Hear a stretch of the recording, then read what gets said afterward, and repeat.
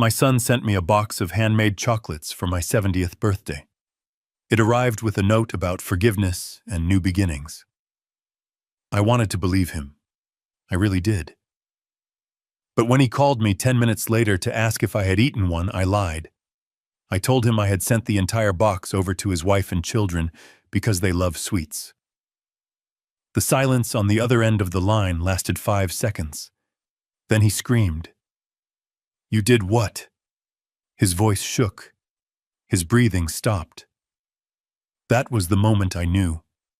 My son had not sent me a gift. He had sent me an execution order. Before I continue this story, please write the name of your city in the comments.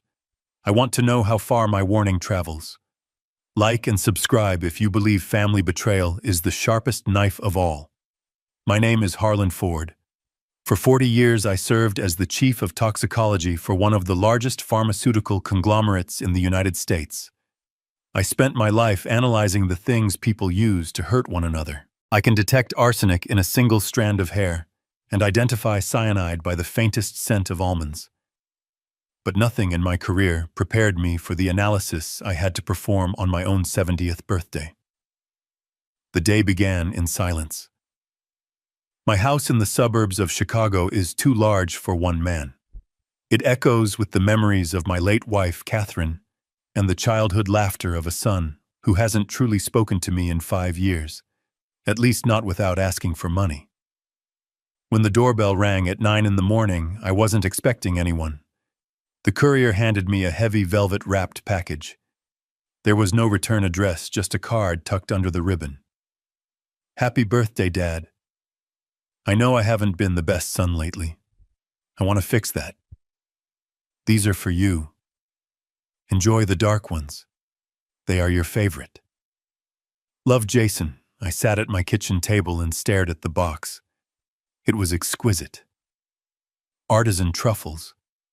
The kind that cost $5 a piece. Jason had been claiming poverty for months. He said he couldn't afford new tires for his car. He said he was behind on his mortgage. Yet here was a gift worth at least $200. My training kicked in before my heart did. In my world, discrepancies are dangerous. Why would a man drowning in debt buy luxury chocolates for a father he barely tolerates? I did not open the box. I placed it in the center of the table and waited. I knew he would call. A man who sends a trap needs to know if the trap has sprung.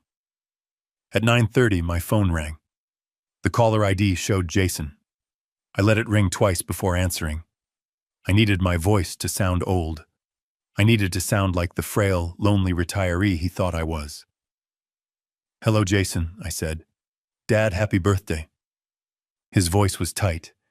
It was too high, too fast. It lacked the casual indifference he usually reserved for me.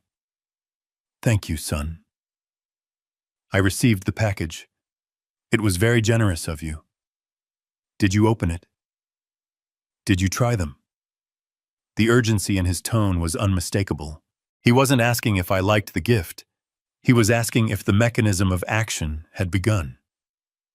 I leaned back in my chair, staring at the unopened box. "They looked delicious, Jason. But you know the doctor told me to watch my sugar. I didn't want them to go to waste." There was a pause. I could hear him breathing on the other end. A sharp, shallow intake of air. "What do you mean, waste?" "Well, I called a courier service immediately. I sent the whole box over to Beatrice and the kids. You know how much little Leo and Mia love chocolate. They should have received them about 10 minutes ago. Beatrice texted me to say they were eating them right now." The silence that followed was absolute. It was the silence of a man watching his world disintegrate. Then the explosion came. "You did what?" "I gave them to your family, Jason. I thought it would be a nice surprise." No, you have to call them. Tell them to stop." "Why? They are just chocolates, aren't they?" Jason's voice cracked into a scream. It was a primal sound, stripped of all pretense. "They are bad. The batch is bad. I just saw a recall notice on the news. Dad, listen to me. Call Beatrice right now. Tell her not to let the kids touch them. Do not let them swallow a single bite. I held the phone away from my ear. His panic was genuine, but it was not the panic of a man worried about a stomach ache or a bacterial infection. It was the panic of a man who had intended to kill one person and accidentally targeted 3 others. He did not want to be a mass murderer. He only wanted to be an orphan with an inheritance. Calm down, Jason, I said, keeping my voice steady. I will call her. But you are overreacting. It is probably just a precaution. Just do it. I am coming over. Do not touch anything. The line went dead. I placed the phone on the table. My hand was steady, but my heart felt like it was bleeding out. He was coming over. Not to save me. Not to visit me. He was coming to destroy the evidence. I did not call Beatrice. I knew she and the children were safe because the chocolates were sitting right in front of me. I had never sent them. I had never called a courier. It was a test, a simple variable injected into the experiment to observe the reaction of the subject. The subject had failed catastrophically. I stood up and locked the front door. Then I picked up the velvet box. It felt heavy like a lead weight. I walked to the hallway and opened the door to the basement. Most people convert their basements into home theaters or gyms. When I retired, I converted mine into a sanctuary. I walked down the stairs, the motion sensor lights flickering on to reveal stainless steel tables, a fume hood, and a gas chromatograph that I had purchased from a liquidating university lab. This was my domain. This was where Harlan Ford, the lonely old man, ceased to exist, and Harlan Ford, the scientist, began to work. I placed the box on the examination table. I put on a pair of latex gloves. My movements were precise. There was no room for emotion here. If I allowed myself to feel the grief of a father, I would miss the details of the scientist. And right now, the details were the only things keeping me alive. I opened the lid. The smell of dark chocolate filled the room. It was rich, earthy, and masking something else. Visually, they were perfect, hand-rolled, dusted with cocoa powder.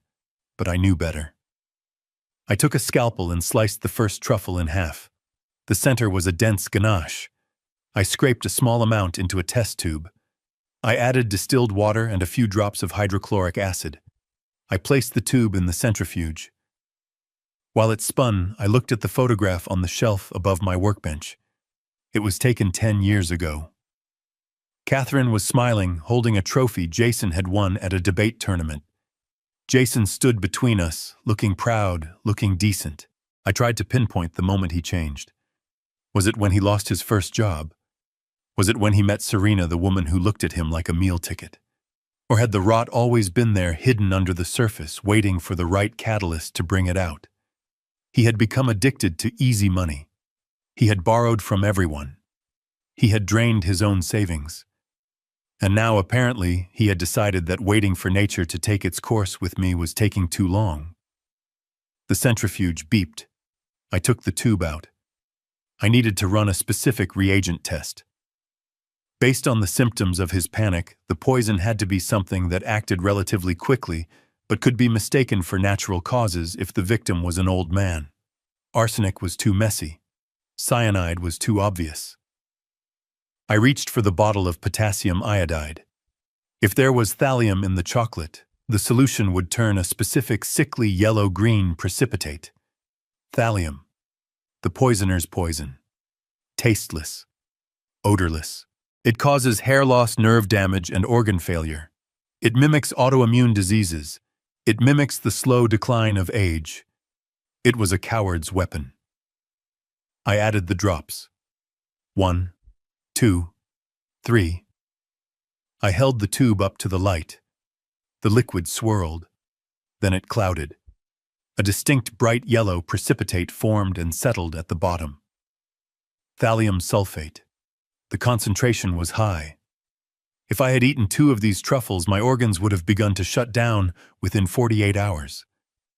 By the end of the week, I would have been in a coma. The doctors would have suspected a stroke or a sudden neurological collapse. No one looks for heavy metals in a 70-year-old man unless they have a reason. My son had not just tried to hurt me, he had tried to erase me. I set the tube down. My hands were still gloved. I felt a coldness spreading through my chest that had nothing to do with the temperature of the basement. He wanted me dead. The realization was not a sharp pain anymore. It was a dull, heavy fact. It was data. And like any data, it required a response.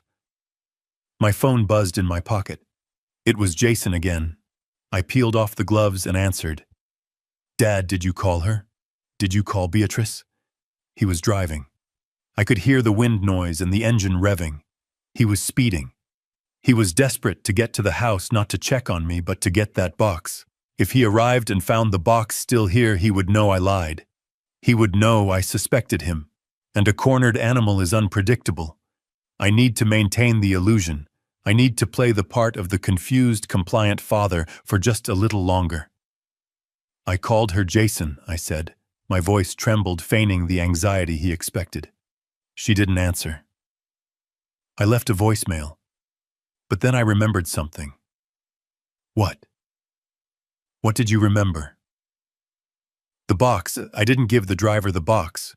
The car noise on the other end shifted. He must have slammed on the brakes or swerved. What are you talking about? You said you sent it. I am getting so forgetful lately, son. I packed it up. I addressed it. But I think I left it on the kitchen counter. I was looking for my glasses, and I must have forgotten to hand it to the driver. I am looking at it right now. It is still here. The relief in his voice was audible. It was disgusting. He let out a breath that sounded like a sob. Oh, thank God. Thank God. Dad, listen to me. Do not touch it. Do not open it. I am 5 minutes away. I will come and get it. I will return it to the store and get our money back. You are a good boy, Jason, I said. Always looking out for your old dad. Yeah. Just wait for me. Do not eat anything. He hung up. I looked at the test tube with the yellow sediment. I looked at the beautiful box of chocolates that contained my death. He was coming to sanitize the crime scene. He was coming to play the hero who saved his father from food poisoning. He thought he was 5 minutes away from victory. He did not know that he was 5 minutes away from walking into a web that I had just started to weave. I took the box. I carefully cleaned the scalpel and the table. I removed any trace of the analysis. I put the half-eaten truffle back into the wrapper and molded the chocolate to look like it had been bitten, not sliced. Then I went upstairs. I placed the box back on the kitchen table exactly where it had been. I unlocked the front door. I sat down in my armchair and turned on the television to a game show. I practiced my smile. It had to be the smile of a man who is grateful. It had to be the smile of a man who has no idea that the person walking through the door is a monster. But I did not just sit there. I pulled out my burner phone, a device I kept for consulting work. I still did occasionally under a pseudonym. I sent a text message to Mr. Blackwood. Blackwood is my attorney. He is also the only man on earth who knows the true extent of my assets. He knows that I am not just a pensioner with a paid-off house. He knows about the patents. He knows about the royalties from the anticoagulant drug that 3 million people take every day. He knows that my net worth is north of $15 million. The text was simple. Code Black. Jason. Initiate full financial forensic sweep of my son. I want to know who he owes and how much. I need results by tonight. I put the phone away just as tires screeched in the driveway. The car door slammed. Footsteps pounded up the walkway. The door burst open. Jason stood there. He was pale. His hair was disheveled. He was wearing a suit that looked expensive but hadn't been dry cleaned in weeks. Sweat beaded on his forehead. "Dad," he gasped. I looked up, blinking slowly behind my glasses. Jason, you got here fast. Where is it? He scanned the room wildly until his eyes landed on the velvet box on the table. He lunged for it. He grabbed it with both hands, clutching it to his chest like it was a holy relic. I got it! I got it! You are acting very strange, son, I said. It is just chocolate. It is Salmonella, Dad. It is a deadly strain. I heard it on the radio. I couldn't live with myself if you got sick. He was lying to my face.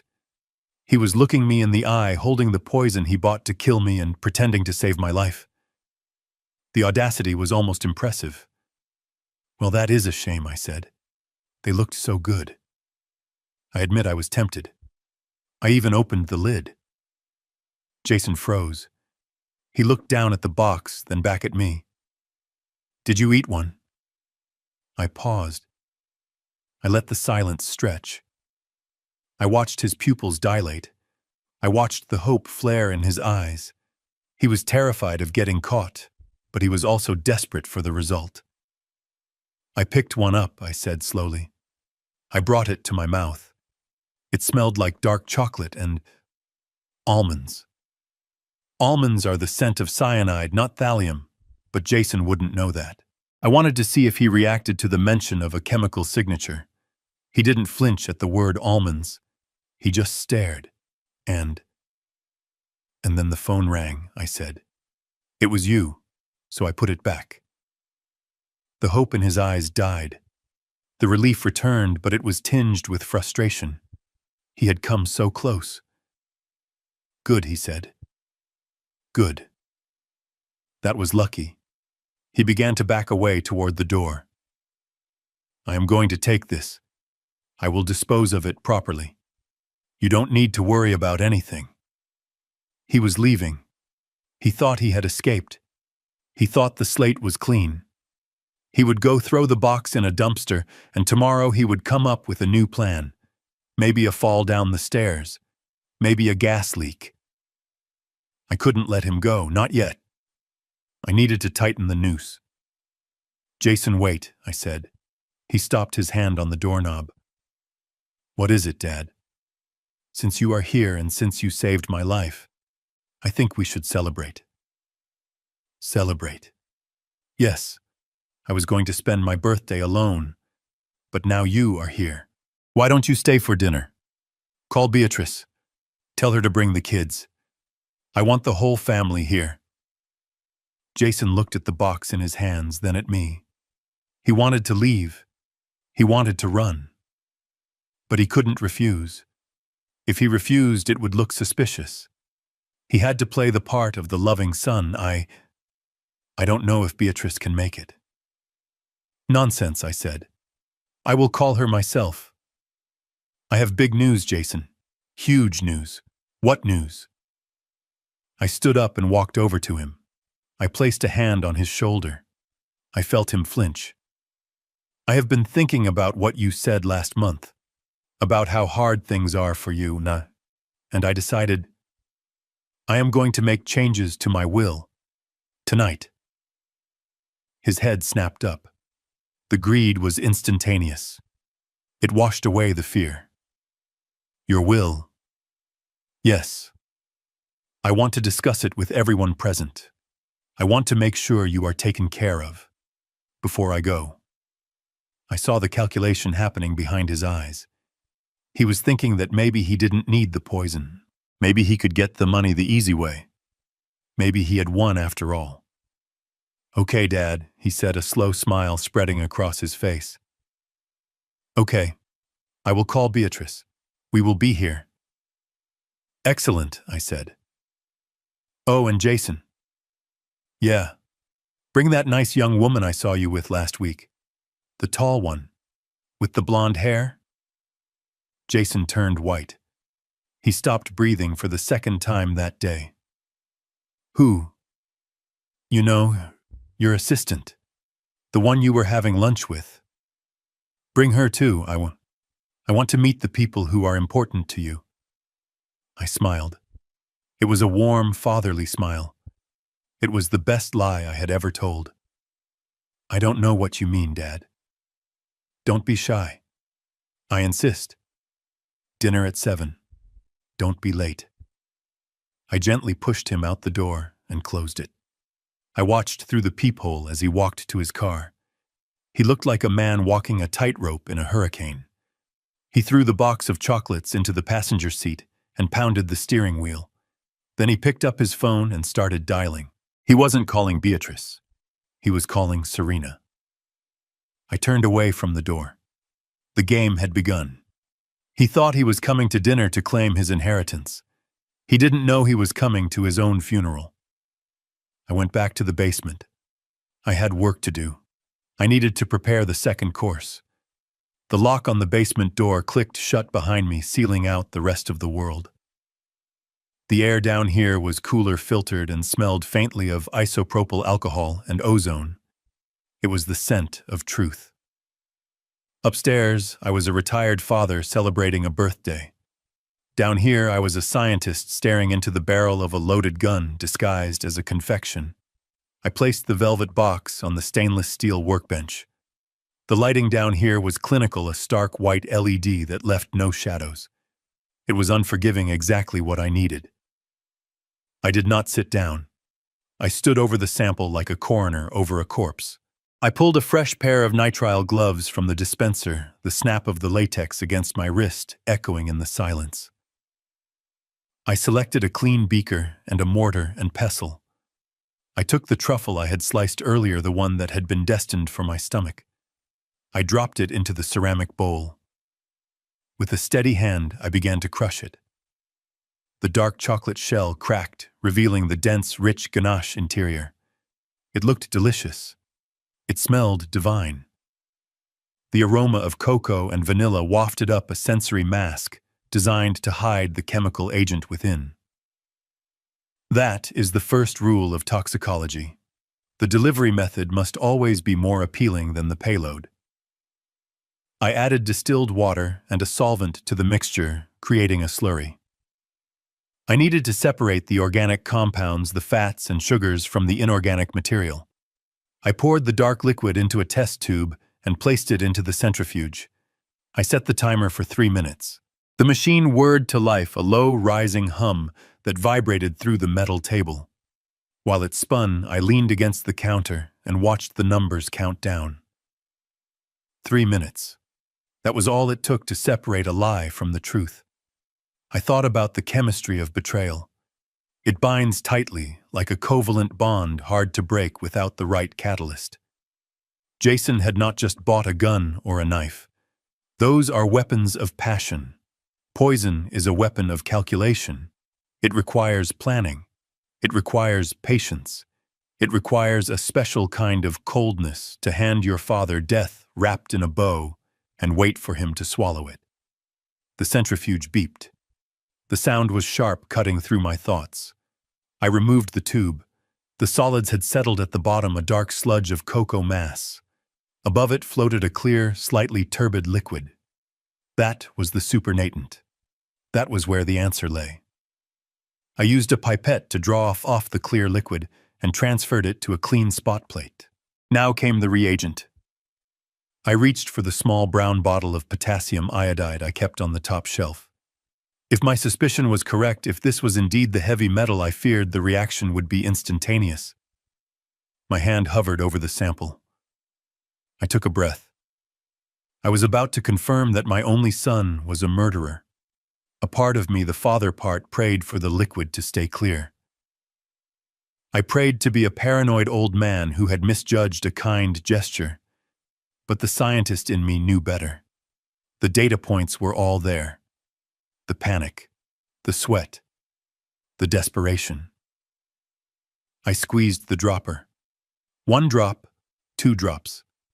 The reaction was violent and immediate. The clear liquid did not stay clear. It swirled, clouded, and then bloomed. A bright, sickly green precipitate formed instantly, settling heavily into the solution. Green.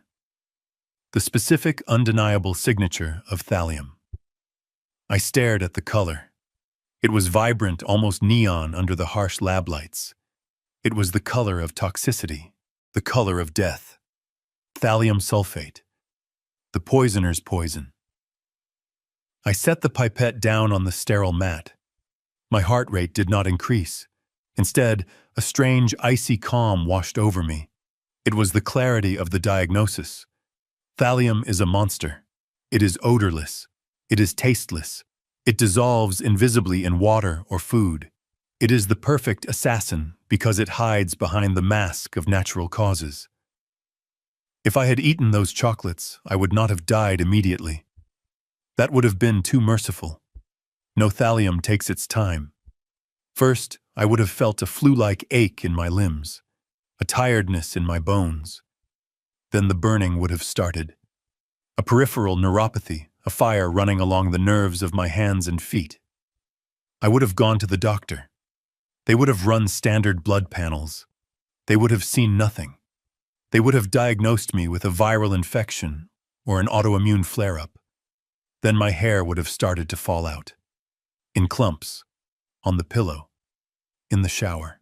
My vision would have blurred. My heart rate would have become irregular.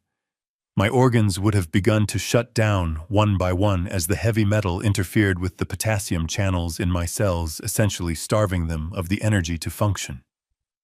It would have taken weeks. Weeks of agony. Weeks of slow, terrifying decline. And through it all, Jason would have been there. He would have sat by my bedside, holding my hand, looking concerned for the doctors playing the grieving son, while he waited for my heart to finally stop so he could cash the check. He did not just want me gone. He wanted me to suffer. Or perhaps he simply didn't care if I suffered as long as he didn't get caught. It was a cruelty so profound it took my breath away. I looked at the green sediment again. It was enough to kill a horse.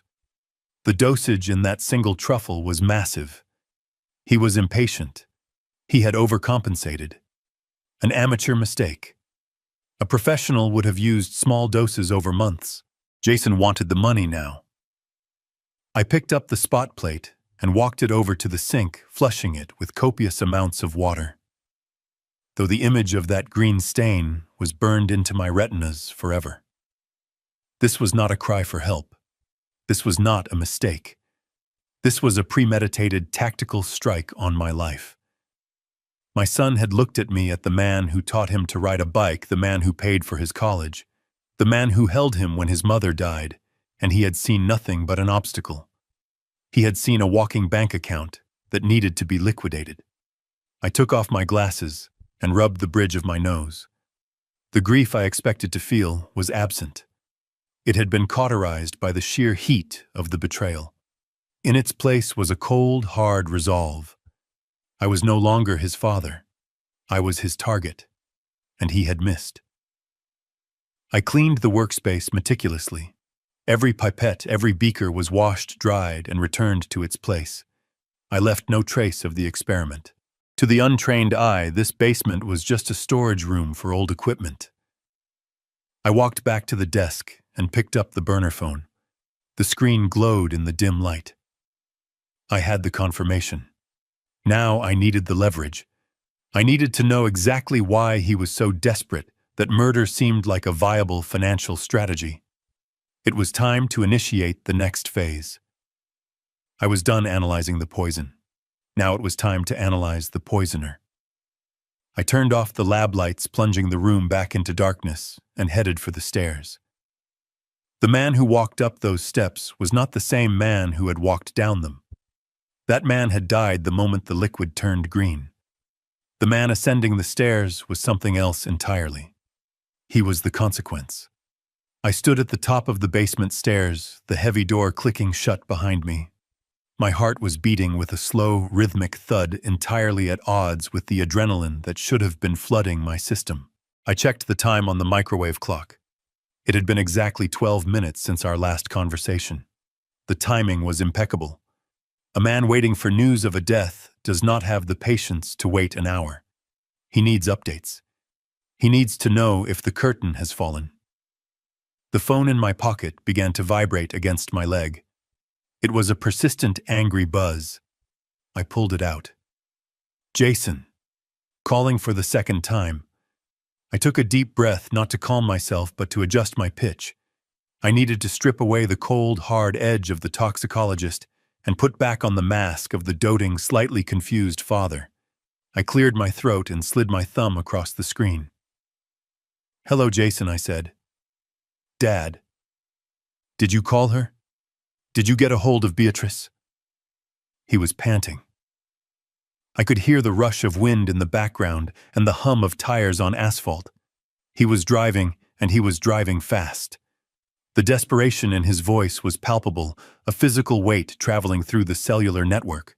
He wasn't just asking a question. He was begging for an alibi. I walked over to the kitchen window and looked out at the empty driveway. The suburban street was quiet. A neighbor was walking a golden retriever. It was a picture of normalcy that felt completely alien to the conversation I was having. I decided to twist the knife. I decided to introduce a new variable into his equation, one that would force a reaction so volatile he wouldn't be able to hide it. "I didn't need to call her son," I said, infusing my voice with a cheerful lightness that felt obscene given what I knew. I was just about to dial her number when my phone chimed. It was a text from Beatrice. The silence on the other end was absolute. It was a vacuum. I imagined him gripping the steering wheel, his knuckles white, his eyes wide, and staring at the road without seeing it. "A text," he choked out. "Yes. A lovely message. She said the package arrived safely. She wanted to thank you. She said the kids were absolutely delighted." I paused for effect. I let the words hang there heavy and suffocating. She said Leo loved the dark chocolate ones especially. He ate 3 of them before she could even stop him. She said he had chocolate all over his face. Isn't that wonderful? I heard a sound that I can only describe as a strangled animalistic yelp. It was the sound of a man watching his life implode. If Leo had eaten 3, and if the dosage was consistent with what I had found in my lab, my grandson would be dead within the week. But Jason wasn't thinking about Leo's life. He was thinking about the autopsy.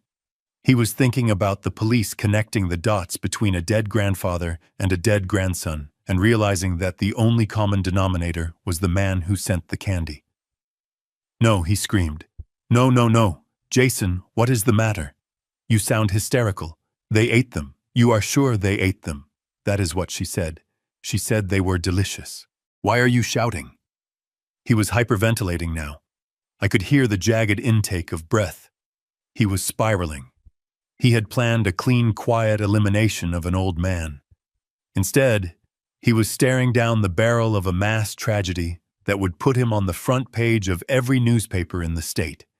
He was terrified, but not of the loss. He was terrified of the exposure. "Dad, listen to me," he shouted, his voice cracking.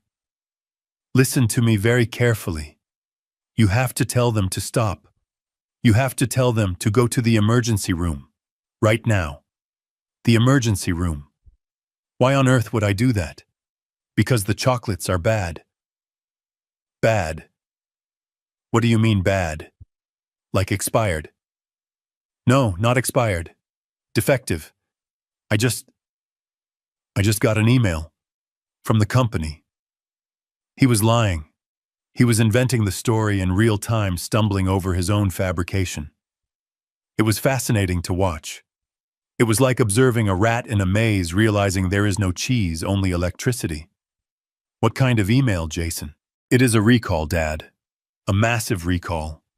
They found bacteria. Salmonella. A really bad strain. People are getting sick. Serious hospitalization sick. Salmonella."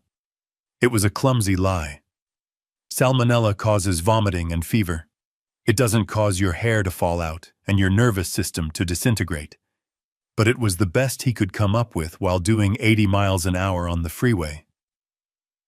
"Oh my," I said, letting my voice drop to a whisper. "Salmonella? That sounds terrible. Poor Leo. He has such a sensitive stomach." "Yes. Yes, exactly. That is why you have to call Beatrice. Tell her to induce vomiting. Tell her to take them to the hospital. I am coming to your house. I am almost there. My house. Why are you coming here, Jason? If the kids are sick, shouldn't you be going to them? He froze. I had trapped him. Logic dictated that a worried father would rush to his poisoned children. But a murderer rushes to the source of the evidence. He needed to retrieve the box I supposedly still had. He needed to make sure there were no leftovers for the police to test. He had forgotten in his panic that I told him I sent the whole box away. I need to get the receipt, he stammered. I left the receipt in the bag I gave you. I need it for the insurance. And I need to make sure you didn't keep any for yourself. Did you keep any, Dad? Did you eat one? He was pivoting. He was trying to cover his tracks. I told you, Jason. I sent them all to Beatrice. I didn't want the temptation. Okay. Good. Look, I am 5 minutes away. I am going to swing by, check on you, and then I will go to Beatrice's. Just don't do anything until I get there. Do not call anyone else. I will handle it. He hung up. I lowered the phone and looked at it. He was not going to Beatrice's. He knew that if he showed up there and demanded to see the chocolates, he would expose himself. He was coming here to verify my story. He didn't trust me. He wanted to see my face. He wanted to search my trash cans. He wanted to make sure I wasn't lying. He was 5 minutes away. I moved quickly. I went to the kitchen. I grabbed a glass of water and poured half of it into the sink. I ruffled my hair, messing up the neat part I had combed that morning. I unbuttoned the top button of my shirt. I needed to look flushed. I needed to look like a man who was starting to feel the first twinges of a biological insult. If he thought I was sick, if he thought the poison was already working, he would get careless. He would get confident. And a confident enemy is the easiest one to destroy. I sat down in the armchair facing the door. I placed my hands on my knees to stop them from trembling, not from fear, but from a cold, simmering rage. He had tried to kill me. And when he thought he had killed his own children, his first instinct wasn't to save them, but to construct a cover story. The sound of a car engine roaring up the street shattered the quiet. Tires screeched in the driveway. A car door slammed with the force of a gunshot. The performance was about to begin. I closed my eyes for a second, summoning the image of the green precipitate in the test tube. That color was my anchor. That color was my justification. I heard the key turn in the lock. He still had a key. I had never changed the locks because I never thought I would need to keep my own son out. The door flew open. Jason stood there, framed by the afternoon light. He looked wild. His eyes were darting around the room, scanning surfaces, looking for the velvet box that shouldn't be there. "Dad," he gasped, stepping into the house. I looked up at him, and I let my face sag. I put a hand to my stomach. "Jason," I said, weaky. I think I might have made a mistake." His eyes snapped to mine. The panic in them was instantly replaced by a predatory focus. "What mistake? I told you I sent them all." "But I found one in my pocket. I must have saved it for later." I watched him. I watched him process this. "Did you eat it?" I nodded slowly. "About 20 minutes ago. It tasted a bit metallic." I saw it then. The flash of relief, the relaxation of his shoulders. He wasn't worried about salmonella. He was relieved that the poison was in the right body. He was relieved that his problem was solving itself. "Oh," he said, his voice dropping an octave, becoming smoother. "Oh, Dad, that's not good." He closed the door behind him and locked it. He wasn't here to help me. He was here to watch. I placed the burner phone on the counter and immediately picked up my landline. My hands moved with the muscle memory of a man who has spent a lifetime adhering to strict protocols. I had approximately 4 minutes before Jason arrived. That was enough time to secure the perimeter of my lie. I dialed Beatrice's number. She answered on the second ring, her voice a melodic contrast to the jagged panic I had just endured with her husband. "Happy birthday, Dad," she said. "I was just about to call you. The kids are making you a card.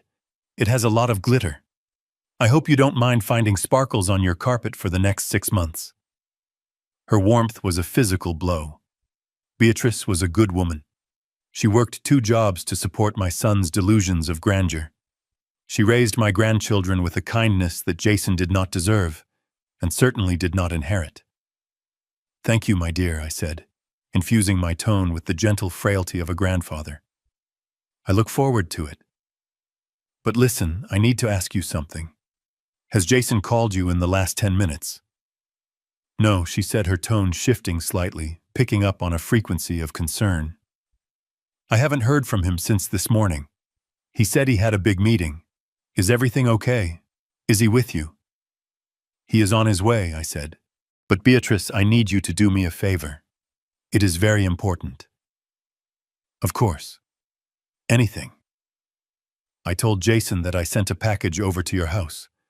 A box of chocolates he gave me. I told him the courier delivered it an hour ago." There was a pause. The confusion was evident even through the silence. "But we didn't get a package, Dad. We have been here all morning." "I know," I said. "I lied to him. You lied." "Why?" "Because I wanted to see what he would do." I did not explain further. I could not tell her that her husband was a murderer. Not yet. The truth would destroy her world, and I needed to control the demolition so that she and the children were not crushed by the falling debris. "Listen to me carefully, Beatrice. If he calls you or if he shows up asking about chocolates, you must tell him you haven't seen them. Tell him no package arrived. Do not tell him I called. Do not tell him we spoke. Just say you know nothing. Can you do that for me?" "Dad, you are scaring me. What is going on?" "I promise I will explain everything tonight. Just trust me. It is a surprise. A game. But I need you to play along. If he asks you never received anything." "Okay," she said slowly, the reluctance heavy in her voice. "Okay, Dad. I trust you, but please tell Jason to come home soon. Leo has a fever and I might need him to run to the pharmacy later." My grip on the receiver tightened until my knuckles turned white. Leo was sick. My grandson was lying in bed with a fever, and his father was speeding down the highway, not to help him, but to ensure his own father was dead. "I will send him home as soon as I can," I said. "Give the kids a kiss for me." I hung up. The verdict was in. It was irrefutable. If Jason truly believed I had sent the poisoned chocolates to his house, and if he possessed even a single shred of humanity, he would be calling Beatrice right now. He would be screaming at her to pump the children's stomachs. He would be calling 911. He would be tearing the earth apart to save them. But he hadn't called. He hadn't sent a text. He knew I was lying. Or rather, he was terrified that I might be telling the truth, but his self-preservation instinct was stronger than his paternal one. He was coming to me first. He wanted to check the primary target. He wanted to secure the crime scene. If I was dead, he could deal with the collateral damage later. If I was alive, he needed to finish the job or remove the evidence. He was willing to gamble with his children's lives to protect his inheritance. I looked at the phone. That brief conversation with Beatrice had severed the last thread of attachment I had to my son. The man driving toward my house was not family. He was a biological anomaly. He was a pathogen. I stood up and walked to the mirror in the hallway. I adjusted my collar. I practiced the look of a man who is beginning to feel unwell. I needed to look vulnerable. I needed to look like prey. The contrast between Beatrice's innocence and Jason's malice was the final catalyst. She was baking cakes and worrying about fevers. He was distilling heavy metals and drafting eulogies. She deserved the world. He deserved a cell. I would give them both exactly what they deserved. I went into the kitchen and unlocked the back door just in case. Then I sat in my recliner facing the front entrance. I placed a glass of water on the side table, my hand trembling intentionally as I set it down. Let him come. I was ready. The front door did not just open, it exploded inward. Jason did not walk into the house, he stumbled as if he had been pushed by an invisible gale-force wind. He stood in the entryway gasping for air, his chest heaving beneath a dress shirt that was soaked through with sweat. It was a cold day in November, but my son looked like he had just run a marathon in a sauna. His hair was plastered to his forehead in dark wet strands. His eyes were wide and manic, darting around the room with the frantic energy of a trapped animal seeking an exit. "Dad," he choked out. He did not look at me. He did not check my face for signs of pallor or sickness. He did not ask how I was feeling. His gaze swept past me and locked onto the kitchen table. There it was. The velvet box. Innocent. Unopened. Waiting. He lunged for it. He crossed the living room in 3 long strides and snatched the box with a violence that knocked over the salt shaker. He clutched it to his chest, wrapping his arms around it, as if it were a bomb that was about to detonate. Thank God. His voice was wet and shaking. It cracked in the middle of the sentence. Thank God you didn't send it. Thank God it is still here. I stayed in my recliner. I let my hand tremble visibly as I reached for the glass of water on the side table. I took a small sip, making sure the glass rattled against my teeth. I needed to sell the performance. I needed him to believe that the mechanism of death had already been engaged. Jason, you are frightening me, I said, my voice thin and raspy. What is wrong with the chocolate? Why are you acting like this? He turned to me then. I saw the whites of his eyes. They were bloodshot. His pupils were dilated pinpricks of fear in a sea of white. It is salmonella, Dad. I told you on the phone. It is a recall. A massive recall. I just heard it on the radio. People are dying. Dying. Yes. Dying. It is a superbug. Resistant to antibiotics. It causes rapid organ failure. He was babbling. He was mixing his medical metaphors. As a toxicologist, I knew that salmonella does not cause rapid organ failure in an hour. It causes dehydration and misery, but it is rarely a swift executioner. Thallium, however, does exactly what he was describing. He was projecting the symptoms of the poison he had bought attentu to the lie he was inventing. It was a fascinating psychological slip. He was telling me the truth about the outcome while lying about the cause. I looked at him with wide, fearful eyes. But Jason, you said it was a bacterial infection. Why are you acting like it is a weapon? It might as well be a weapon, he snapped. He was pacing now, hugging the box to his ribs.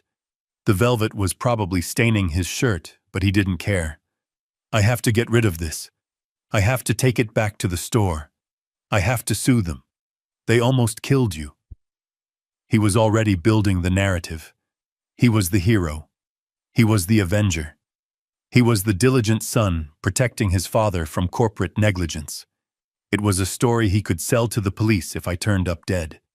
He could say he tried to save me. He could say he arrived too late. I coughed. It was a dry rattle that I had perfected years ago to get out of boring board meetings. Jason. What? He snapped at me. He was impatient. He wanted to leave. He had the evidence in his hands. He wanted to be gone. He wanted to throw that box into a river and forget this day ever happened. I am feeling a little lightheaded. He froze. He stopped pacing. He looked at me. Really looked at me for the first time since he burst through the door. Lightheaded. Yes. And my stomach. It feels tight, like a cramp. I saw the calculation behind his eyes. I saw the fear war with the hope. He was terrified of being caught, but he was desperate for the result. If I was sick, it meant the plan was working.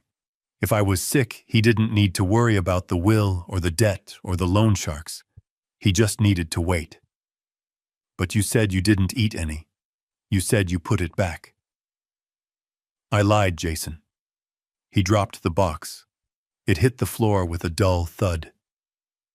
The sound echoed in the silent house. You lied. I didn't want to upset you. I didn't want you to think I was greedy. But they looked so good. I couldn't resist. How many? He whispered it. It wasn't a question of concern. It was a question of dosage. How many did you eat? Just one. The round one, with the gold flakes. I watched his face crumble. The round one. That was the one I had tested. That was the one loaded with enough thallium sulfate to kill a linebacker. He knew it. He had probably injected it himself. He backed away from me. He looked at the box on the floor. Then he looked at my stomach. One. You ate one. Yes. Is that bad? Is salmonella fatal if you only eat one? He didn't answer. He couldn't answer. Because if he said yes, he was admitting the severity of the poison. And if he said no, he was denying his own hope. He ran a hand through his wet hair. He looked like he was going to vomit. I need water. He went to the kitchen. He turned on the tap. He drank from his cupped hands like a savage. He was falling apart. He had the evidence, but he also had a victim who was still walking and talking. He didn't know what to do. Should he call an ambulance? If he did, they would test my blood. They would find the metal. They would arrest him. Should he let me die? If he did, I might live long enough to tell someone about the chocolates. He came back into the room. He was wiping his mouth with his sleeve. We have to go. Go where? To the hospital. No, I said sharply. I am tired, Jason. I just want to rest. It is probably just indigestion. I am an old man. My stomach isn't what it used to be. I closed my eyes and leaned my head back against the chair. I made my breathing sound shallow. I saw you. What? I opened one eye. I saw you looking at the clock. You have somewhere to be. You should go, take the box, get your refund. He looked at the box, he looked at me. He was torn. The box was the smoking gun. He had to destroy it. But I was the witness. I will take the box, he said. His voice was hollow. But I am calling Beatrice. I am telling her to come check on you. No, I said. Do not call her. She is dealing with the sick kids. Do not add to her burden. I will be fine. Just go. He hesitated for 1 second longer. Then self-preservation won. It always does with men like him. He grabbed the box off the floor. Okay. Okay. Call me if you get worse. He turned and ran. He didn't walk. He ran out the door. He didn't say goodbye. He didn't say happy birthday. He just ran to destroy the evidence of his crime, leaving his father to die in a leather armchair. I watched my son clutch the velvet box to his chest, like a shield. He was breathing hard, his eyes darting around the room as if searching for invisible witnesses. He had the weapon. He had the motive. Now he just needed to know if the bullet had hit the target. He looked at me, his face a mask of sweaty desperation. Dad, he said, his voice trembling. You are sure? You are absolutely sure you didn't touch them? I let a silence stretch between us. I let it grow heavy and uncomfortable. I wanted him to feel the weight of his own actions. I wanted him to sweat. Then I let my hand drop to my stomach. I grimaced a small, sharp wince of pain that was theatrical enough to be noticed, but subtle enough to be believed. "Actually, Jason," I said, keeping my voice low and rough, "I have a confession to make." He froze. The box in his hands dipped slightly. "A confession?" "I lied to you on the phone," I said. "I didn't send them all away. I kept one." The color drained from his face so fast it was like watching a light bulb burn out. He took a step back, hitting his heel against the coffee table. You kept one." "Yes. I didn't want you to think I was ungrateful. And they looked so expensive. I felt guilty sending them all to the grandchildren. So before I packed the box, I took one out. Just a little treat for myself." I watched his eyes. They were wide, unblinking. He was doing the math. He was calculating the dosage.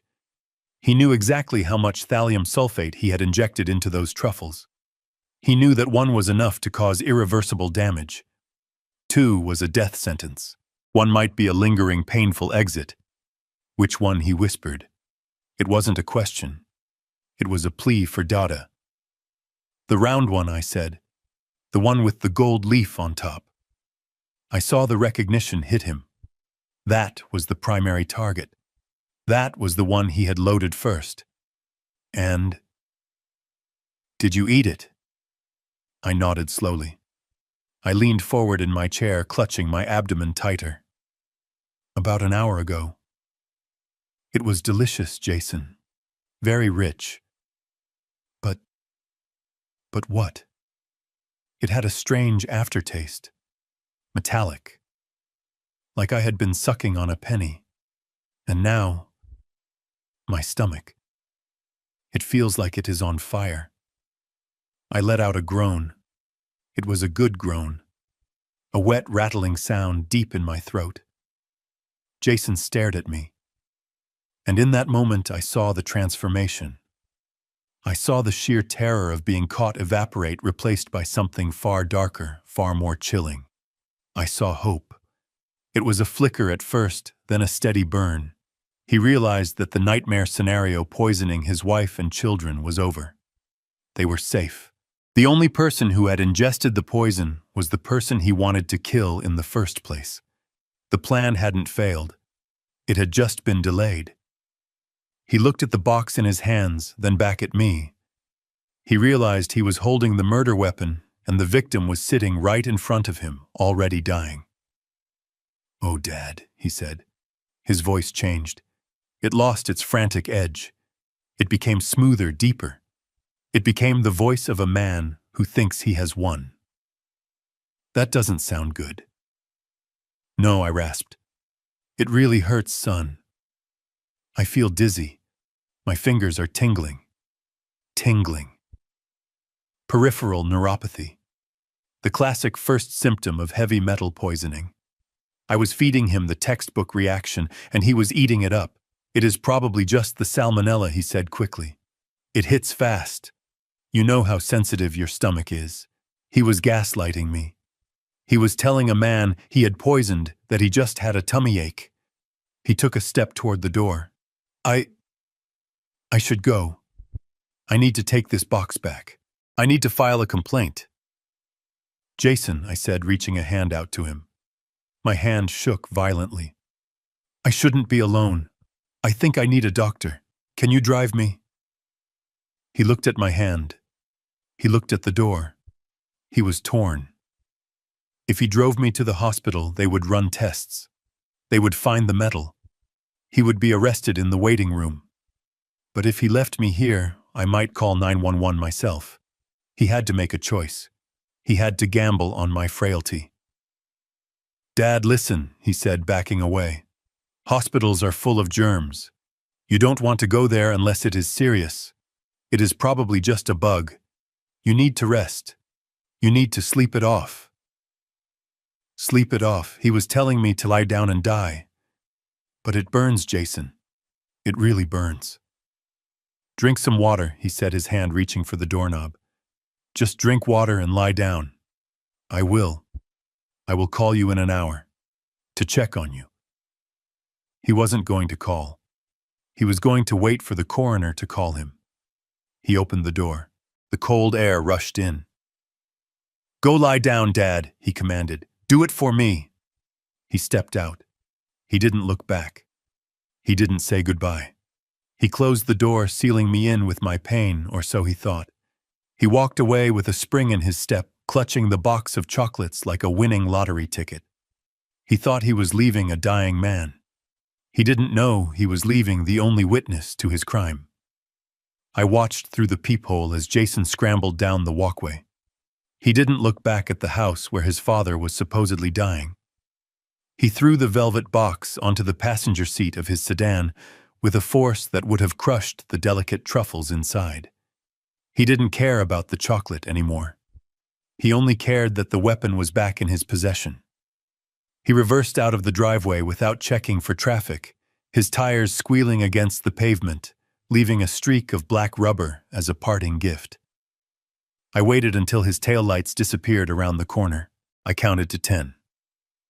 1, 2, 3. I let the silence of the house settle back around me. Then I stood up. The trembling in my hands stopped instantly. The stoop in my shoulders vanished. I straightened my spine, feeling the vertebrae click into place. I was not a sick old man. I was a man who had spent 40 years staring down chemical structures that could liquefy a human lung. I walked to the kitchen sink and poured the rest of the water down the drain. I washed the glass, dried it, and put it back in the cupboard. Order. Discipline. Control. I went to my study. It was a small room lined with books on toxicology, forensic pathology, and corporate law. I moved the heavy oak desk slightly to the left and pulled up the corner of the rug. Beneath it was a floor safe. I spun the dial left, then right, then left. The tumblers clicked with a satisfying weight. Inside, next to the deeds and the hard drives, was a black satellite phone. I only used it for one purpose. I dialed a number that wasn't saved in my contacts because I had memorized it 2 decades ago. It rang once. Blackwood, a voice answered. Crisp, professional, no pleasantries. It is Harlan, I said. Initiate the shadow clause. There was a pause on the other end, a pause of recognition, a pause of gravity. Are you sure, Harlan? Once we start this, the audit is invasive. It will trigger alerts. I am sure. My son just left my house. He attempted to administer a lethal dose of thallium sulfate. He believes he succeeded. Thallium. That is ambitious. And messy. He is an amateur, I said coldly. But he is desperate. I need to know why. I need a full financial forensic sweep of Jason Ford. I want to know every debt, every loan, every credit card transaction in the last 24 hours. I want to know who he owes and how much time he has left.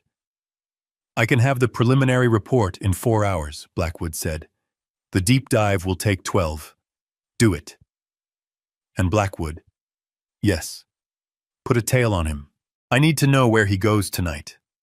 I have a feeling he isn't going home to his wife. Consider it done. I hung up the phone and placed it back in the safe. The shadow clause was a protocol I had established years ago, a nuclear option designed for the day I feared might come. It gave Blackwood authorization to bypass standard privacy protocols and utilize our network of private investigators and forensic accountants to tear apart a subject's life. I never thought the subject would be the boy I taught to play catch. I walked back to the window. The sun was beginning to set, casting long shadows across the lawn. The game had changed. Jason thought he was playing against time, waiting for a poison to do its work. He didn't know he was playing against me, and I had just set the board on fire. I went to the basement door and unlocked it. I had a long night ahead of me. I needed to prepare for the results. I needed to be ready to see the true face of my son, stripped of all lies, laid bare in a spreadsheet of debts and sins. Midnight arrived not with the tolling of a bell, but with the silent blue pulse of the satellite phone on my mahogany desk. The house was submerged in darkness, save for the singular lamp, illuminating the leather surface where I had spent the last 4 hours waiting. I had poured myself a glass of aged scotch, but I hadn't taken a sip. Alcohol dulls the senses, and tonight I needed the precision of a scalpel. I picked up the phone. There was a single encrypted email from Blackwood. The subject line was a sequence of numbers, the case file code we had established years ago for sensitive internal audits. I opened it. The light from the screen washed over my face, cold and clinical. The report was 20 pages long. It was an autopsy of a living man's financial soul. I skipped the preamble. Blackwood was thorough, but I didn't need the methodology. I needed the pathology. I scrolled to the section titled Liabilities and Outstanding Obligations. The numbers were printed in red, a stark contrast to the white background, looking for all the world like arterial spray. I expected debt. I expected mismanagement. Jason had always been fond of the appearance of wealth, rather than the labor of acquiring it. But I did not expect the magnitude of the hemorrhage I saw before me. $500,000. That was the principal sum. The creditor was listed as a shell company called Obsidian Ventures, registered in the Cayman Islands, but the payment routing number led back to a known front for a syndicate operating out of South Chicago. Loan sharks. The kind who do not send letters of demand. They send men with baseball bats and wire cutters. I read the terms of the loan. The interest rate was predatory, compounding weekly. Jason hadn't just borrowed money. He had sold his future. He was bleeding cash. He didn't have to keep the beast at bay, but the beast was hungry. According to Blackwood's notes, he had missed his last 3 interest payments. The deadline for the balloon payment of the entire principal was 48 hours away. That explained the sweat. That explained the manic energy. My son wasn't just greedy. He was a dead man walking. He had 48 hours to find $500,000 or face consequences that would likely end in a shallow grave. But where did he think he was going to get that kind of liquidity? I scrolled down. The answer was waiting for me in the section titled Collateralized Assets. My breath hitched in my throat. It was the only moment of genuine physical shock I experienced that night. The address listed was 42 Maple Drive, Beatrice's house. The house I had bought for them cash when Leo was born so that my grandchildren would always have a roof over their heads. It was supposed to be a sanctuary. It was supposed to be untouchable. Jason had forged the deed. He had taken out a high-risk second mortgage against the property 3 months ago. He had forged Beatrice's signature on the consent forms. If he defaulted on the loan shark debt, they wouldn't just break his legs. They would take the house. They would throw Beatrice and my grandchildren onto the street. He had gambled their shelter to pay for his vices. The rage that filled me was cold liquid nitrogen running through my veins. He had desecrated the one thing I had given him to protect his family. But the financial report wasn't finished. There was one final attachment, a PDF titled Life Insurance Policy Number 8944. I opened it. It was a policy taken out 10 days ago. The insurer was a major national carrier. The policyholder was Harlan Ford. The beneficiary was Jason Ford. The coverage amount was $2 million. I stared at the screen. I zoomed in on the bottom of the document where the applicant's signature was required. There it was. Harlan Ford. It was a good forgery. He had practiced. He had the slant of the H write the sharp cross of the F, but he had pressed too hard on the downstroke of the D. It was the signature of a man trying to copy a memory, not the signature of a man signing his own name. The pieces of the puzzle snapped together with a terrifying clarity. The debt was the pressure. The house was the collateral he had already lost. The insurance policy was the exit strategy. He needed $500,000 to pay off the sharks. He needed another $300,000 to clear the mortgage before Beatrice found out. And he wanted $1 million left over to run away with. The math was simple. The variable was me. I was the obstacle standing between him and salvation. He had calculated the return on investment of my death. He had spent $200 on poisoned chocolates to yield a $2 million payout. It was a business transaction. I looked at the date on the policy. The contestability period was 2 years for suicide, but for accidental death or sudden illness, it paid out immediately. He had planned this. He had orchestrated the timeline perfectly. He needed me dead before the loan sharks came to collect on Tuesday. I set the glass of scotch down on the coaster. The condensation dripped down the side, pooling on the leather. My son had looked at me, at the father who raised him, and saw nothing but an asset to be liquidated. He had signed my death warrant with a steady hand. I picked up the satellite phone and dialed Blackwood. "I have read it," I said. "It is bad," Harlan Blackwood said. His voice was grave. "The creditors he is involved with are not bankers. They are butchers. If he doesn't pay by Tuesday, they will hurt him. Let them," I said. "Harlan." He forged my signature, Blackwood. He forged Beatrice's signature. He mortgaged his children's home. And he took out a policy on my life to pay for his mistakes. He didn't just try to kill me. He tried to cash me in. "I know. What do you want to do?" "I want to buy the debt." Silence. "Excuse me." "You heard me. Obsidian Ventures. Find out who the handler is. Reach out through our intermediaries. I want to buy the note. I want to own his debt. I want to be the one holding the leash. That will cost you $500,000 plus the premium they will demand for the transfer." "Money is not an issue," I said. "I have $15 million sitting in offshore accounts collecting dust. I would pay double that to see the look on his face when he realizes who his new master is. It will take time to arrange. You have until morning. Buy the debt." "And Blackwood?" "Yes. Send the originals of the forged insurance policy to the fraud department of the insurance company, but tell them to hold the investigation for 48 hours. I want him to think the policy is valid. I want him to think he has won." "Understood." I hung up. I leaned back in the chair and looked at the ceiling. The shadows in the room seemed to lengthen, stretching out like the bars of a cage. Jason was trapped. He was trapped by the sharks, trapped by the lies, and now trapped by me. He thought he was racing against a biological clock, waiting for the thallium to stop my heart. He didn't know that I had just stopped his. I had cut the financial oxygen supply.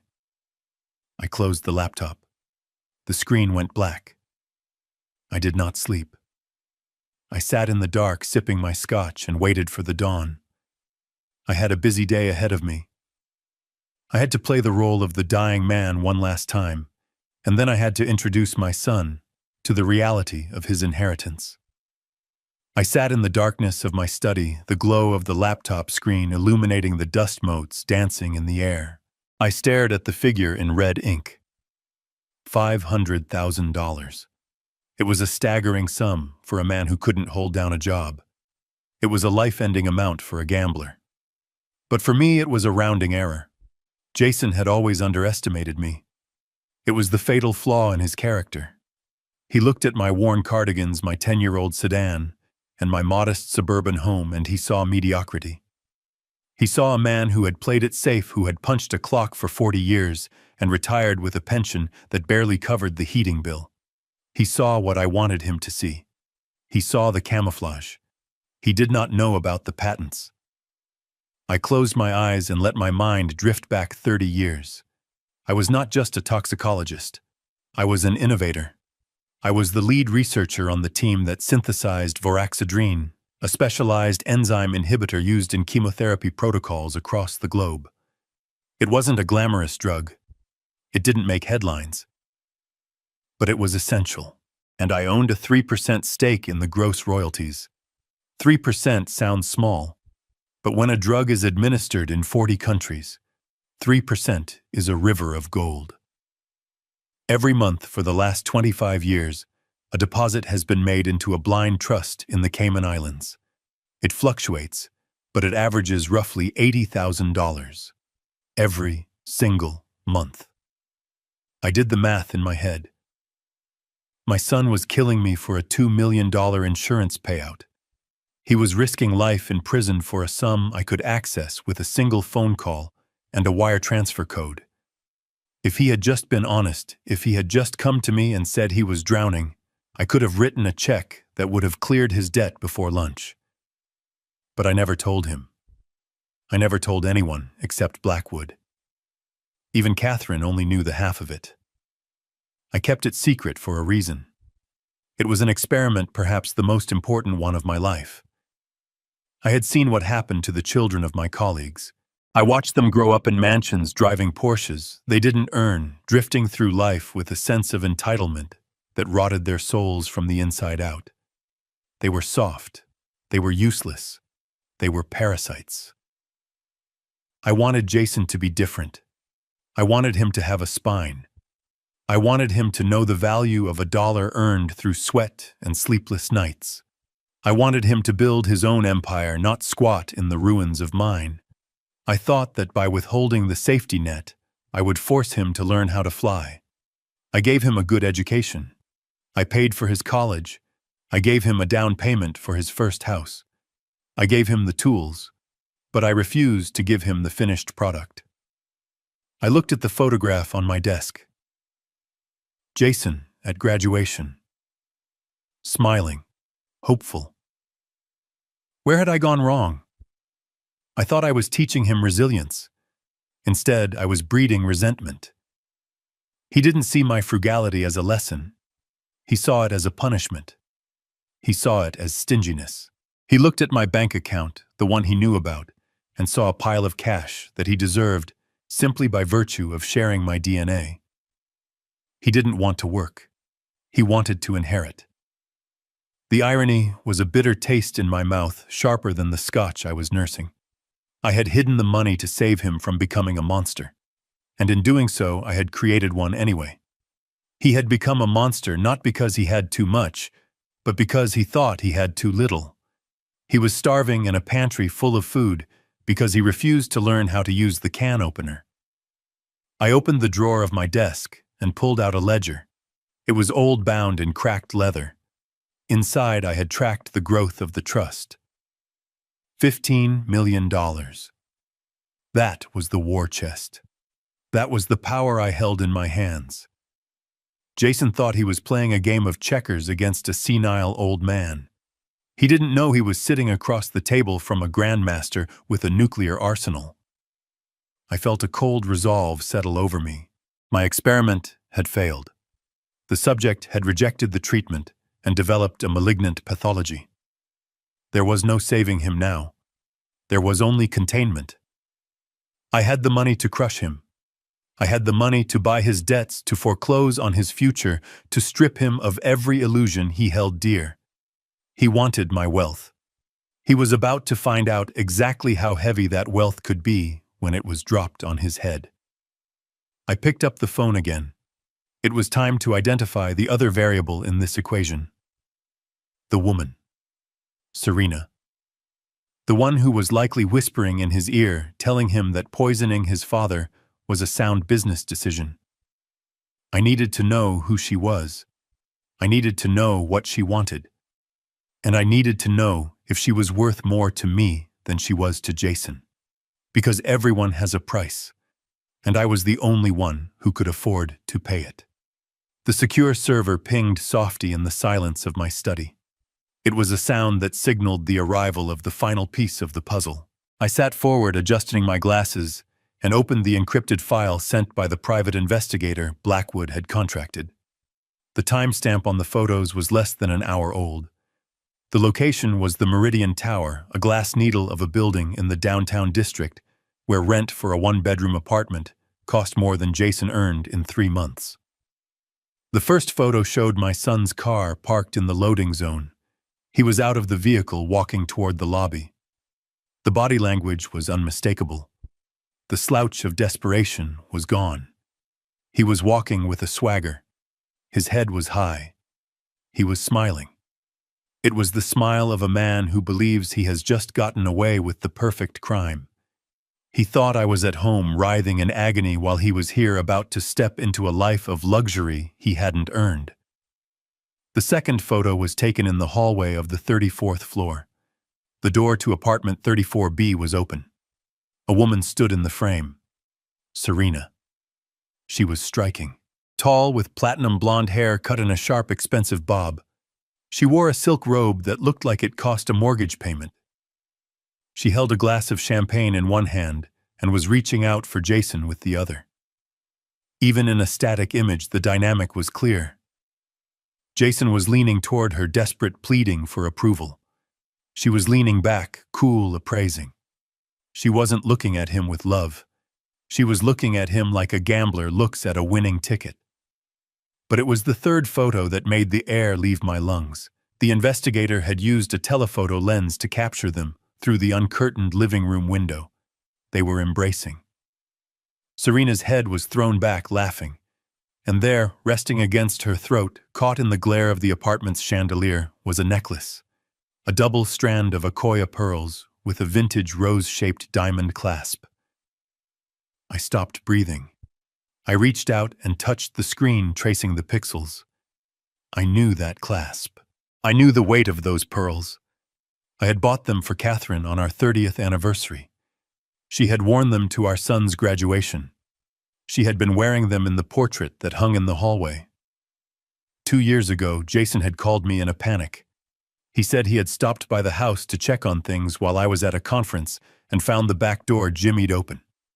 He said the jewelry box was gone. He filed the police report himself. He sat at my kitchen table and cried, telling me how sorry he felt that Mom's things were stolen. I had comforted him. I had told him they were just things, that his safety was what mattered. He hadn't just stolen money. He had stolen his mother's memory. He had taken the most precious artifact of my marriage and draped it around the neck of the woman who was helping him murder me. The violation was so absolute, it was almost physical. It wasn't just greed. It was a complete absence of soul. I stared at Serena. I analyzed her. She was the variable I hadn't accounted for until now. Jason was weak. He was lazy. He was a follower. He didn't have the intellectual capacity to execute a thallium poisoning without guidance. He wouldn't know the dosage. He wouldn't know the symptoms to fake. But she looked sharp. She looked hungry. I looked at the way her hand gripped his lapel. She was steering him. She was the architect. She was the one who found the loan sharks, and when the debt got too heavy, she was the one who suggested the solution. Kill the old man, take the insurance, sell the house, keep the pearls. She was the toxic catalyst. He was just the unstable element waiting to explode. I saved the photos to my hard drive. I printed the one of the necklace on high-gloss paper. I wanted to have it in my pocket. I wanted to be able to touch it when I looked her in the eye. I realized then that I wasn't just going to destroy Jason. I was going to destroy her too. She had made the mistake of wearing her trophy before the game was won. She thought she was untouchable in her high tower, drinking my son's borrowed champagne. She didn't know that the man she was trying to kill was the one paying for the roof over her head. The investigative report noted that the lease on the apartment was in Jason's name, paid for by the credit cards he had fraudulently opened in my name. I owned the debt. I owned the apartment. And soon I would own them. I closed the laptop. The rage was no longer a fire. It was a glacier. Massive, unstoppable, cold. I checked the time. It was 3:00 a.m. In 14 hours they would be sitting at my dining room table. They would be expecting a dying man to sign over his fortune. I needed to get some sleep. I needed to be fresh. I had a performance to give, and I wanted to make sure I was wide awake when I watched their world fall apart. The sun rose over the suburbs with a cheerful indifference that felt like a personal insult. I had not slept. I had spent the hours between midnight and dawn constructing the final act of a tragedy that would leave my son destitute. I showered, but I did not shave. I needed the stubble. I needed the gray shadows on my jaw to match the hollowness I was about to project. I skipped breakfast. Hunger makes the hands shake and the temper short, both useful traits for a man supposedly dying of heavy metal poisoning. At 9 o'clock, I sat in my armchair, the leather cold against my back. I placed a glass of water next to me, half empty, looking stagnant. I practiced my breathing. Shallow, ragged. I visualized the thallium ions attacking my potassium channels the way the textbooks described it. I needed to embody the science. I picked up the phone and dialed Jason. It rang 4 times. He was likely asleep, exhausted from a night of celebrating my imminent demise with champagne and stolen pearls. Hello, his voice was thick with sleep and irritation. Jason. I let the word drag out, a weak, gravelly exhale. Dad, I don't feel good, son. It got worse during the night. The irritation vanished instantly, replaced by that sharp, hungry alertness I had come to recognize. Worse how? What are you feeling? My legs. They feel heavy, like lead, and my feet. They are burning.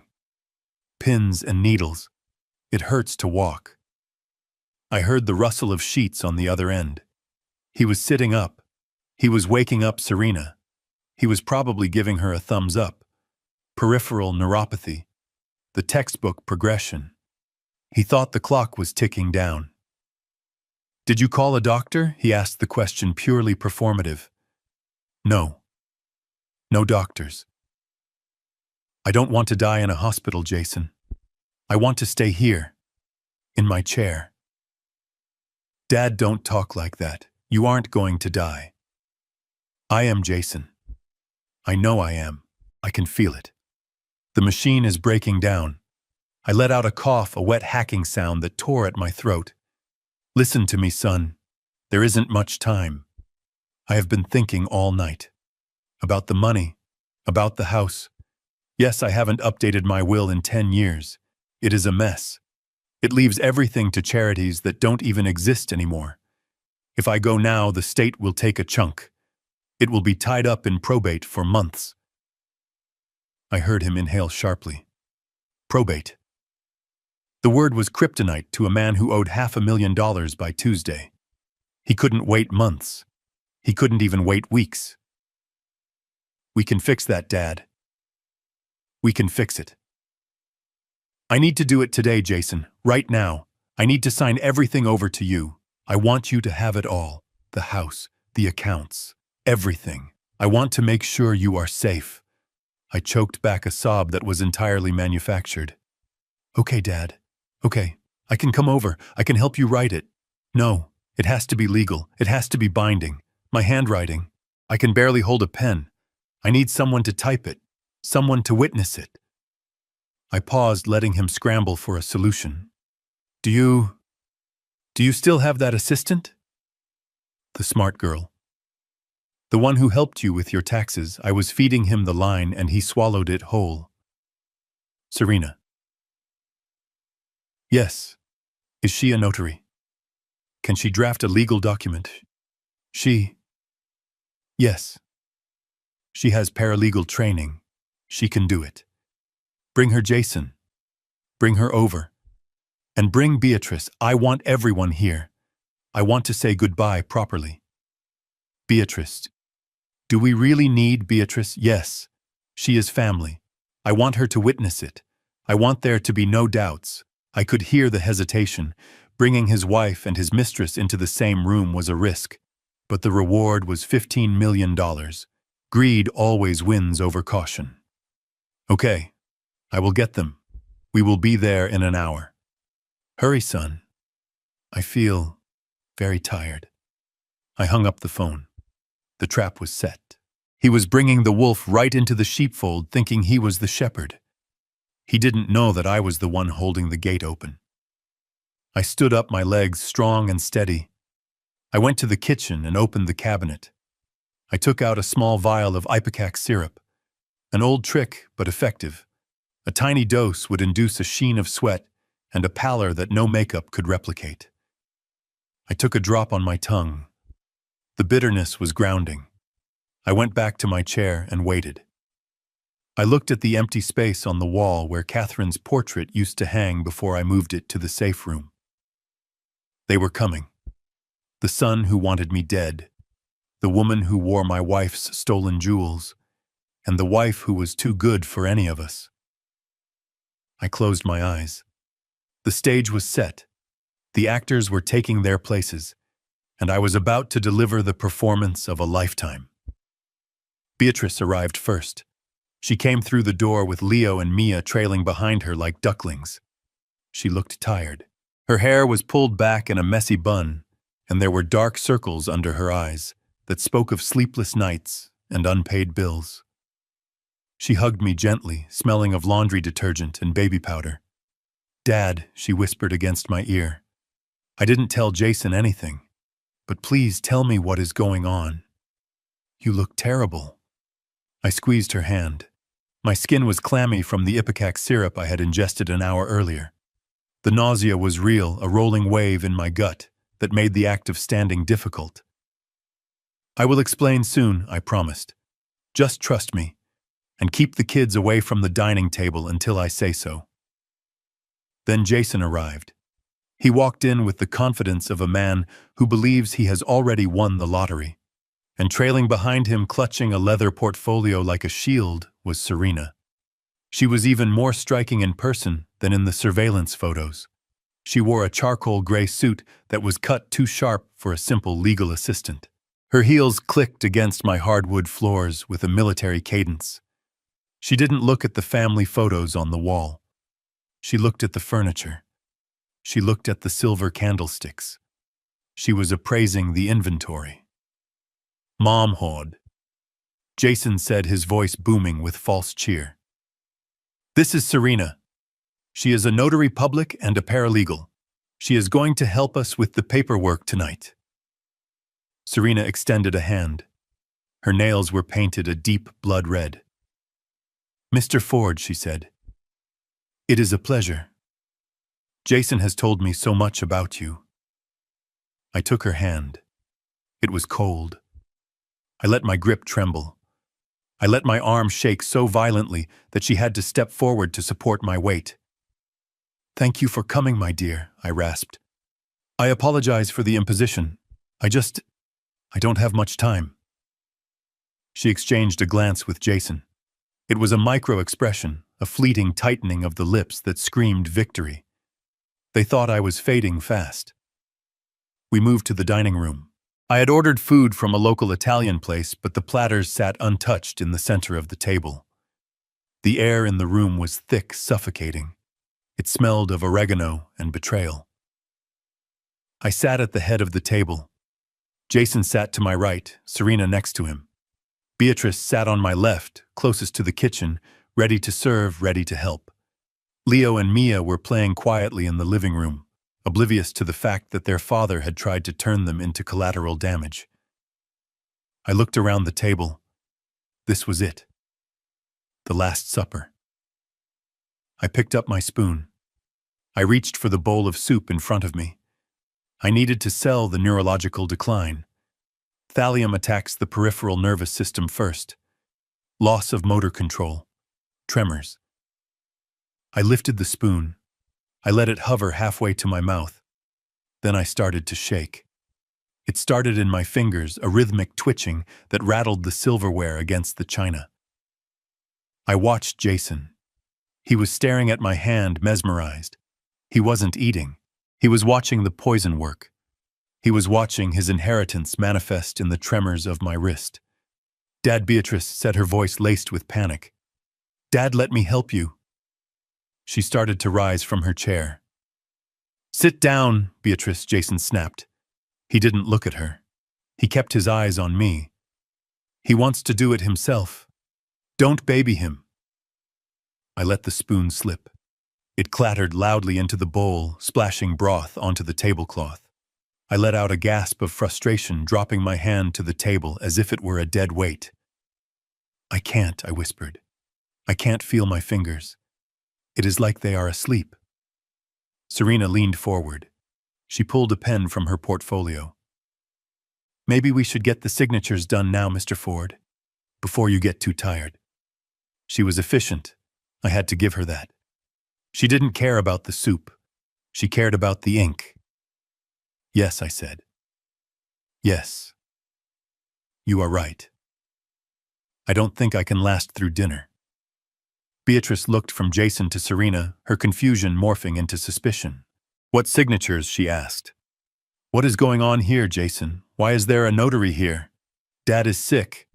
We should be calling an ambulance, not signing papers. Jason turned to her. His face was flushed. He looked like a man trying to hold back a tidal wave with a paper cup. Dad wants to get his affairs in order, B. He is being practical. He wants to make sure we are taken care of. Taken care of? Beatrice looked at me. Dad, you aren't dying. It is just a stomach bug. Why is everyone acting like this is the end? Because it feels like the end. Beatrice, I said. I looked at her with sad, tired eyes. I felt a pang of guilt for using her fear, but it was necessary. The nausea from the ipecac surged. I grabbed a napkin and pressed it to my mouth, dry, heaving. It was a visceral, ugly sound. Jason jumped back, revulsion plain on his face. Serena merely opened the document on the table, smoothing the paper with a flat hand. Just sign here, Mr. Ford, she said softly. And then you can rest. I looked at the document. It was a power of attorney and a transfer of deed. It gave Jason everything. It left Beatrice with nothing. I reached for the pen. My hand shook so hard I dropped it twice. Jason picked it up and pressed it into my palm, his fingers warm and sweaty against my cold skin. You can do it, Dad, he urged. Just sign your name. I brought the pen to the paper. I hesitated. I looked up at Jason. I am scared, son, I said. It hurts. I know, Dad. I know. Just sign it. It will be over soon. He was right. It would be over soon. But not in the way he thought. I dropped the pen again. I slumped back in my chair, letting my head loll to the side. I need a moment. I groaned. I feel faint. Water, Serena barked. Get him water. Beatrice rushed to the kitchen. Jason stayed put, his eyes glued to the unsigned paper. He was so close. He could taste it. I watched him through half-closed eyes. I saw the greed. I saw the impatience. I saw the utter lack of love. And then I prepared to drop the bomb. Beatrice returned with a glass of water, her hands trembling slightly as she held it to my lips. I took a sip, letting the cool liquid soothe the raw burn in my throat, caused by the ipecac. I coughed, a wet, rattling sound that made Jason flinch. He was still holding the pen, hovering over the document, like a vulture waiting for the carcass to stop moving. I am feeling better, I lied, pushing the glass away. The fog is lifting. Jason exhaled a sharp hiss of relief. Good. That is good, Dad. Now let's just get this done so you can go lie down. He tried to press the pen back into my hand. I looked at it. It was a cheap ballpoint gnawed at the end, a fitting instrument for a cheap betrayal. I didn't take it. Instead, I placed my hands flat on the table. I stopped the shaking. I sat up straighter, letting the slump in my spine vanish. No, I said. The word hung in the air, heavy and absolute. Jason blinked. What? I said no. I am not signing this. Serena stiffened. Her eyes, which had been scanning the room with bored avarice, snapped to my face. "Mr. Ford," she said, her voice tight, "we really should complete the process while you are lucid. It is for your own peace of mind." I looked at her. I looked at the diamond necklace resting against her throat, my wife's necklace. The anger I had been banking down flared hot and bright, but I kept my voice icy. "Peace of mind," I repeated. "You are right. I have been doing a lot of thinking in the last hour. About legacy. About what we leave behind." I turned to Jason. He looked like a man watching a lifeboat drift away without him. "I have decided that I cannot sign this transfer, Jason. It would be immoral." Immoral. "Dad, what are you talking about? It is standard. It is just keeping it in the family." "Is it?" I looked at Beatrice. She was watching me with wide, fearful eyes, holding her children's hands in the doorway. "I have realized that I have been selfish," I said. "I have hoarded my resources. I have lived a small life. I want my death to mean something more. I want to make a statement." I paused. I let them lean in. "I am changing the terms," I announced. "I am leaving this house, and nothing else to Beatrice and the grandchildren. They need a roof over their heads." Jason's mouth opened, but no sound came out. And the rest, I continued, my voice gaining strength. "The savings, the retirement accounts, the insurance policies. I am instructing my lawyer to liquidate everything, every penny. I am donating the entire estate to the National Toxicological Research Fund." The silence that followed was not the silence of peace. It was the silence of a vacuum before an explosion. You are donating it," Jason whispered. "Yes, all of it. It is a noble cause, don't you think? Advancing the science of poisons, helping to detect invisible killers." Serena stood up so fast her chair scraped violently against the floorboards. Her composure cracked. The mask of the professional paralegal slipped, revealing the desperate, clawing greed underneath. "You can't do that," she shrieked. Her voice was shrill, piercing. "You can't just give it away. That is insane. You are clearly not in your right mind." I looked at her calmly. "And why does that concern you, my dear? You are just the notary, aren't you? A neutral third party. Why do you care where the money goes?" She froze, realizing her mistake. Her face flushed a mottled red. She looked at Jason, her eyes wide with panic. I knew what she was thinking. She was thinking about the loan sharks. She was thinking about the debt that was due on Tuesday.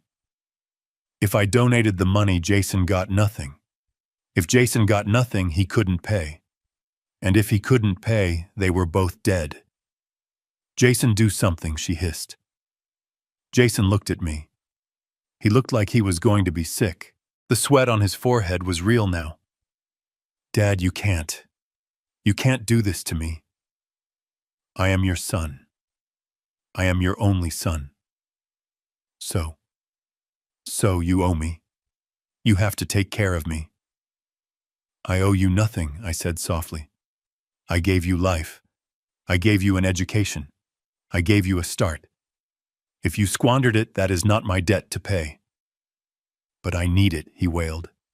It was a pathetic sound. "I need the money, Dad. You don't understand." I leaned forward. I stared deep into his eyes. "Why do you need it so badly, Jason? Is it the gambling? Is it the debt? Or is it her?" I flicked my eyes toward Serena. "Is it high maintenance keeping a notary on staff these days?" Jason flinched as if I had slapped him. "Dad, stop. Just sign the paper. Please, I am begging you." I picked up the document. I looked at it one last time. The clause transferring the deed. The clause granting power of attorney. It was a death warrant disguised as a legal brief. I ripped it in half. Then I ripped it again. I dropped the pieces onto the untouched plate of pasta. "No," I said. "The donation stands, Beatrice gets the house. You get nothing. Serena made a sound of pure fury. She lunged across the table, grabbing Jason's arm, digging her nails into his suit jacket. Fix this, she snarled at him, abandoning all pretense. Fix this right now, or I swear to God, Jason, I will leave you to the wolves. Jason looked at her, then at the torn paper, then at me.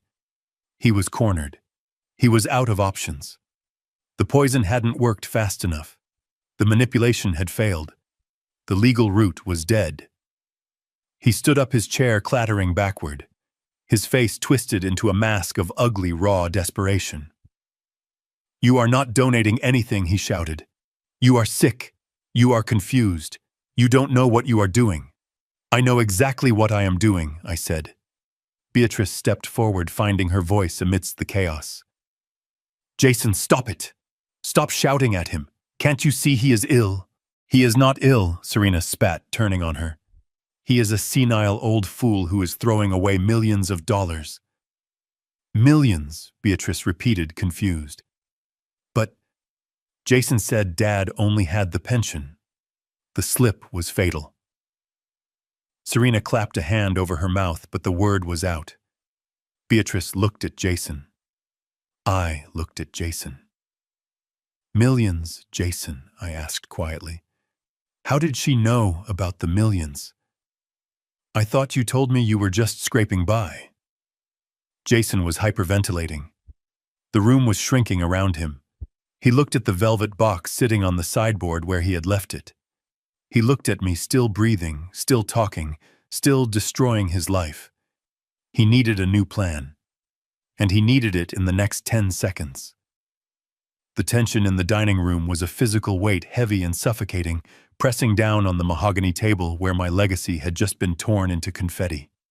Jason was hyperventilating, his chest heaving as he stared at the shredded power of attorney. Serena was vibrating with a rage so intense it seemed to crack the heavy layer of makeup she wore. I sat still, a dying king on his throne, watching the court dissolve into chaos. Then the swinging door to the kitchen pushed open. It was Beatrice. She had slipped away during the shouting match, presumably to shield the children from their father's meltdown, or perhaps to find some domestic task to ground herself in the middle of this insanity. She walked back into the room, carrying a porcelain serving platter. The sound of her footsteps was the only noise in the room. She moved with a hesitant grace, her eyes darting between Jason's flushed face and my calm one. She was trying to be the peacemaker. She was trying to bridge the gap with the only tool she had left, hospitality.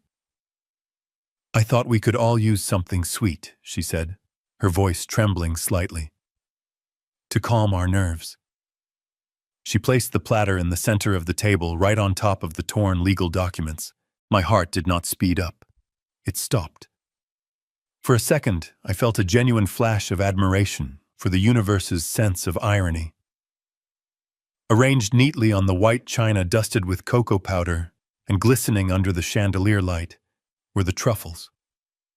The same truffles Jason had snatched from my living room 3 hours ago. The same truffles he had thrown into his car to destroy. I looked at Jason. His eyes were bulging. He looked like a man seeing a ghost. He made a low strangling sound in the back of his throat, his hands gripping the edge of the table so hard his knuckles turned the color of bone. Beatrice smiled, a weak, hopeful expression that broke my heart. I went out to your car to get the kids' tablets, Jason, she explained, oblivious to the fact that she had just placed a biological weapon on the dinner table. I saw the box on the passenger seat. You told Dad they were recalled, but I looked them up on my phone in the kitchen.